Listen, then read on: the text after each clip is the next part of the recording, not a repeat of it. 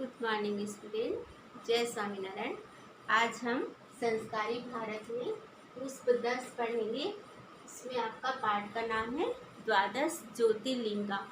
द्वादश ज्योतिर्लिंगा मतलब द्वादश यानी 12 ज्योतिर्लिंग ने भगवान शिव जी की एक ऐसी मूर्ति जिसको लिंग के आधार पर स्थापना की जाती है और उसकी पूजा की जाती है। तो पूरे भारतवर्ष में 12 ज्योतिर्लिंगों की बहुत ज़्यादा मान्यता है। कहा जाता है कि जो मनुष्य अपने जीवन में इन 12 ज्योतिर्लिंगों का यदि दर्शन कर ले तो वो अमरता को प्राप्त कर जाता है या उसके सारे पाप दूर हो जाते हैं। तो आइए मैं आपको समझाती हूँ कि 12 ज्योतिर्लिंग भारत के कौन कौन से राज्य में है और इसकी क्या विशेषता है ना। शंकर भगवान तो भगवानों के देव हैं, देवों के देव हैं, लेकिन इसके हमारी जो संस्कृति है, हमारी जो परंपरा है, उसमें भगवानों की पौराणिक कथाएं बहुत सारी हैं।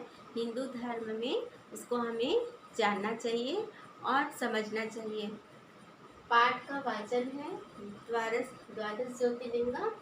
पाठ का उद्देश्य है हिंदू धर्म में मूर्ति पूजा को समझना और उसकी महत्ता को जानना, शिक्षा ज्योतिर्लिंगों के बारे में जानना। कभी कभी आप घर पे देखते होंगे कि हमारे बड़े बुजुर्ग मम्मी पापा पूजा करते हैं, आप भी साथ में मंदिर जाते होंगे। लेकिन कोई भी मंदिर में जब हम जाते हैं शंकर भगवान के मंदिर में, तो ज़्यादातर इस तरीके की मूर्तियाँ आपको दिखाई देती हैं। ज्योतिर्लिंग ये होता है आपका लिंग। मूर्ति शंकर भगवान की मूर्ति जो उनका प्रतिरूप है वो बहुत कम देखने को मिलता है, उनका ये रूप ज़्यादा देखने को मिलता है। राम भगवान जो थे उन्होंने लंका पर जब चढ़ाई कर रहे थे तब समुद्र के किनारे उन्होंने रेत से बनाया हुआ था जो आज रामेश्वरम के नाम से प्रसिद्ध है। रेत से लिंग बनाया हुआ था शंकर भगवान की और उन्होंने पूजा की थी। तो आज मैं आपको इस तरीके से समझाऊंगी। आज हम आधा पढ़ेंगे, चैप्टर 4 ही कराऊंगी क्योंकि 12 हैं, तो फिर नेक्स्ट टाइम पार्ट 2 में हम ले लेंगे। द्वादश ज्योतिर्लिंगा ओम। और ये देखिए भगवान जी का जो है बेलपत्र है, फूल है और त्रिशूल है। इस लिंग में ज़्यादातर नाग साप को भी दिखाया जाता है जो शंकर भगवान के प्रिय है ना। ओम नमः शिवाय का हम जाप करते हुए इस लिंग की पूजा करते हैं। अभी सावन का महीना चल रहा है, सावन का महीना शिव जी की आराधना की जाती है, उनकी पूजा की जाती है, आरती की जाती है, ओम नमः शिवाय का जाप किया जाता है। तो देखिए द्वादश ज्योतिर्लिंग में सबसे पहले मैं लूँगी सोमनाथ। सोमनाथ है, 12 नाम आप जान लीजिए। सोमनाथ, मल्लिकार्जुन, महाकालेश्वर, ओमकार, वैद्यनाथ, भीमशंकर, रामेश्वर, नागेश, विश्वेश्वर, त्र्यंबकेश्वर और केदारेश्वर, घुमेश्वर। तो ये जो है 12 ज्योतिर्लिंगों के नाम है। ये 12 जगह पर स्थापित किए गए हैं, है ना। और इन सब की अपनी अपनी अलग महत्ता है। सबसे पहले सोमनाथ। सोमनाथ गुजरात में है ना। ये 5000 वर्ष पुराना है। इसमें कहा गया है कि ब्रह्मा से के शाप से मुक्त होने के लिए चंद्र ने सबसे पहले शंकर भगवान की मूर्ति की स्थापना की थी इस रूप में, है ना। और भगवान से विनती की कि आप यहीं पर रहो, और तब से भगवान शंकर भगवान वहीं स्थापित हो गए, इसलिए इसे सोमनाथ के लिंग कहते हैं। ये सौराष्ट्र के समुद्र के किनारे प्रभास पाषण गांव में स्थित है। आज भी सोमनाथ का है, गुजरात के सौराष्ट्र में है। फिर दूसरा है मल्लिकार्जुन। मल्लिकार्जुन आंध्र प्रदेश के कृष्णा नदी के किनारे श्रीशैल पर्वत पर यह लिंग स्थित है। एक बार इस लिंग की स्थापना के पीछे भी एक पौराणिक कथा है, पुरानी कथा है। कहा जाता है कि गणेश जी और कार्तिकेय को भगवान शंकर और पार्वती ने उनकी परीक्षा लेने के लिए, बुद्धि की परीक्षा लेने के लिए कहा कि पूरे विश्व का जो सबसे पहले चक्कर लगा कर आएगा वही सबसे बुद्धिमान माना जाएगा।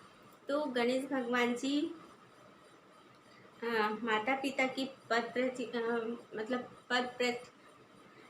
शिक्षणा लेते हैं, घूमते हैं उनका, और प्रथम विवाह भी वहीं किया था उन्होंने। इसलिए कार्तिक जो हैं, उनके छोटे भाई जो होते हैं, वो रूठ कर कहाँ चले जाते हैं, शैल पर्वत में। तो माता पिता मल्लिका और अर्जुन के नाम से अपना वेशभूषा धारण करके उनको मनाने के लिए जाते हैं। तब से मल्लिका अर्जुन महादेव के नाम से ये स्थापित हुए हैं। फिर थर्ड में है महाकालेश्वर। महाकालेश्वर मध्य प्रदेश के उज्जैन में है। यहाँ पर कहावत है कि महाकाल नाम का एक राक्षस रहता है, उससे वहाँ के लोग बहुत ज़्यादा परेशान हो जाते हैं और भगवान से विनती करते हैं कि हमें इस राक्षस से बचाइए, रक्षा कीजिए। तब शंकर भगवान आकर उन सब की रक्षा किए और तब से वहाँ पर वो महाकालेश्वर के नाम से जाना जाता है। महाकालेश्वर में शमशान से राख लाकर उनकी लिंग पर आज भी चढ़ाया जाता है। महाकालेश्वर की जो आरती होती है वो बहुत नसीब वालों को ही देखने मिलता है। फोर्थ नंबर ओंकार। ओंकार भगवान जो स्थित है, शंकर भगवान का एक रूप है, 12 ज्योतिर्लिंगों में एक रूप है। मध्य प्रदेश के नर्मदा नदी के किनारे विंध्य पर्वत में ये निवास किए हैं। कहा जाता है कि इनका आकार ओम के जैसा है, इनका आकार ओम के जैसा है। इस जगह पर अन्य नदियाँ नर्मदा से मिलकर त्रिवेणी संगम बनाती हैं और चोटी पर ओमकारेश्वर की पूजा की जाती है। इस नर्मदा का तट ममलेश्वर के नाम से भी जाना जाता है। विंध्य पर्वत भगवान ने शंकर की स्तुति की थी और भगवान अपने पास रहे ऐसी इच्छा व्यक्त की थी, इसलिए भगवान ने ज्योति रूप की स्थापना की और ये अति प्राचीन जगह है। महाकालेश्वर और ओंकार जो है वो मध्य प्रदेश से स्थित है। अब वैजनाथ धाम उत्तर भारत के झारखंड देवघर के पास परली गांव में वैद्यनाथ मंदिर है, झारखंड में है। रावण ने शिव जी को प्रसन्न करने के लिए अपने सिर काटकर अग्नि में डालने लगा, इसलिए शिव जी प्रसन्न होकर कहा, यह लिंग जहाँ भी तुम रखोगे वो वहाँ से हटेगा नहीं। शिव जी ने वैद्य की तरह रावण के सिर को संसाधन किया, फिर से उन्हें जोड़ा। रावण शिव जी का दिया शिवलिंग लेकर लंका जा रहा था, रास्ते में थक गया। कहानी है, ब्राह्मण रूप में विष्णु जी को खड़े देखा, उसे शिवलिंग पकड़ने दिया, विष्णु ने लिंग नीचे रख दिया, रावण निराश हो गया। तब से ये वैजनाथ धाम के नाम से जाना जाता है। भीम शंकर। अब इसके बाद है, यह 2 जगहों पर बताया जाता है। भीम शंकर जो है 2 जगह पर है। कौन कौन सा है? गुवाहाटी के पास एक पर्वत है, दूसरा महाराष्ट्र मुंबई में। कहानी है, इस लिंग की स्थापना के पीछे कहानी है भीम शंकर के पीछे कि उस समय अवध देश का राजा भीमक शिव जी की आराधना करता था। त्रिपुरासुर के साथ लड़ाई में शिव जी के शरीर से प्रस्वेद बिंदु निकले। कहा जाता है कि राजा भीमक की विनती से इन बिंदुओं की सरिता बनी, जो राजा के नाम से भीमा नदी कहलाई। भीमा नदी के बाद क्या होता है देखिए, शिव पुराण को कोटि रुद्र संहिता में कहा है कि उमा शंकर मंदिर आसाम में है। आसाम के गुवाहाटी नगर के पास ब्रह्मपुर नामक पर्वत है, वहाँ का मंदिर ज्योतिर्लिंग माना जाता है।